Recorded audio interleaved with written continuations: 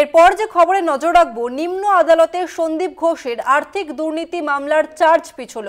কলকাতা হাইকোর্টে মামলা চলাকালীন চার্জ ফ্রেম নয়, সন্দীপের আবেদন গ্রহণ করলো কলকাতা হাইকোর্ট। এই মুহূর্তে আমাদের সঙ্গে ফোন লাইনে রয়েছে প্রতিনিধি পীযূষ কান্তি নাগ। পীযূষ কান্তি দা, হাইকোর্ট কি জানালো?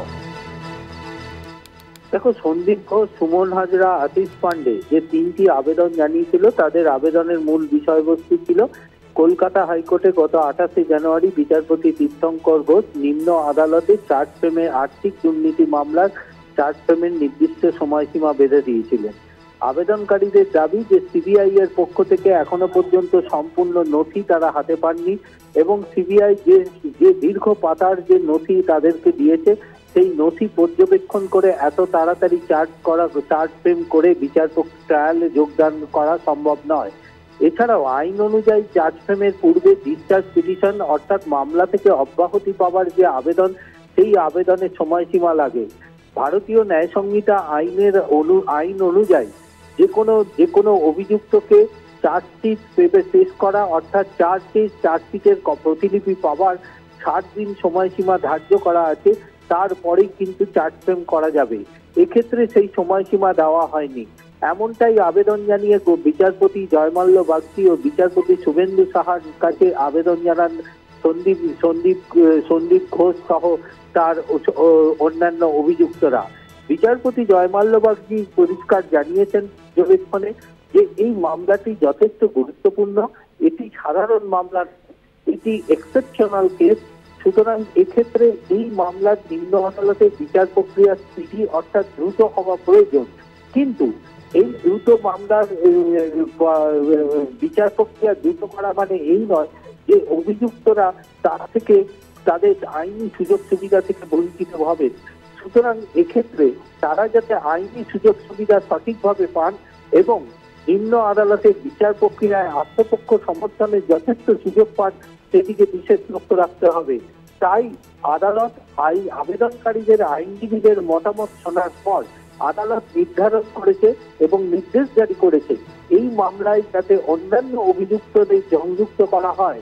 তার কারণ এখানে বিচারপতি মনে করেছেন আজ যে 3 জন অভিযুক্ত আদালতে আবেদন জানিয়েছেন, পরবর্তীকালে অন্যান্য অভিযুক্তরাও যখন আসবে সেখানে সময় নষ্ট হতে পারে ট্রায়ালের ক্ষেত্রে। তাই তিনি একসাথে সব অভিযুক্তকে এই মামলায় সংযুক্ত করার নির্দেশ দিয়েছেন সিবিআইকে। পাশাপাশি তিনি এও নির্দেশ দিয়েছেন যে আবেদনকারীদের দাবি যে তারা সম্পূর্ণ এখনো আরইউডি এবং নন আরইউডি অর্থাৎ যে সমস্ত নথি আজ তাদের পেয়েছেন, এর বাইরেও অনেক নথি আছে যেগুলো তারা পাননি।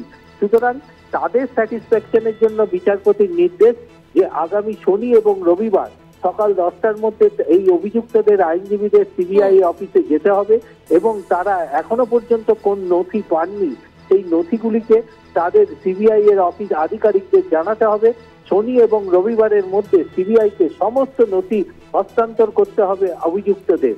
এরপরে আগামী সোমবার নিম্ন আদালতে অভিযুক্তদের আইনজীবীরা নিশ্চিত করবেন যে তারা সমস্ত নথি পেয়েছেন এবং আগামী মঙ্গলবার তারা উচ্চ আদালত অর্থাৎ কলকাতা হাইকোর্টে বিচারপতি জয়মাল্য বাগচি ডিভিশন বেঞ্চের কাছে নিশ্চিত করবেন যে তারা সমস্ত নথি পেয়েছেন।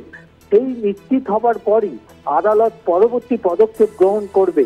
এক্ষেত্রে আইনজ্ঞ মহলের মতে ওই নথি পাওয়ার পর আদালত একটি নির্দিষ্ট সময়সীমা বেঁধে দেবে এবং তারপরই চার্জ ফ্রেমের নির্দেশ জারি করবে। এক্ষেত্রে আদালত আরেকটি বিষয় বিশেষভাবে উল্লেখ করেছে যে প্রিভেনশন অফ করাপশন অ্যাক্ট অর্থাৎ মানি লন্ডারিং যে অ্যাক্ট, সেই অ্যাক্টের 19 নম্বর ধারায় কিন্তু পরিষ্কারভাবে বলা আছে যে অভিযুক্তদের যদি সরকারি হয় তাহলে সেক্ষেত্রে অনুমোদনের জন্য 3+1 অর্থাৎ 4 মাসের সময়সীমা লাগে। কিন্তু এখানে অনুমোদনের জন্য সরকারি অভিযুক্তদের অনুমোদনের জন্য রাজ্য সরকার 2 মাসের মাথায় অনুমোদন নিয়েছে, কিন্তু এখনো শিক্ষা ক্ষেত্রে অনুমোদন আসেনি। এর ফলেই ট্রায়াল বিলম্ব হচ্ছে। তাই এই বিষয়ের উপর নজর রেখে যাতে দ্রুত ট্রায়াল সম্ভব হয়, নিষ্পত্তি সম্ভব হয়, তাই বিচারপতি এই পর্যবেক্ষণ এবং এই নির্দেশ। তবে আজকে কলকাতা হাইকোর্টের এই রায় আজ চার্জ ফ্রেম হচ্ছে না আলিপুর আদালত। একদমই পীযূষ, তুমি আমাদের সঙ্গে থাকো।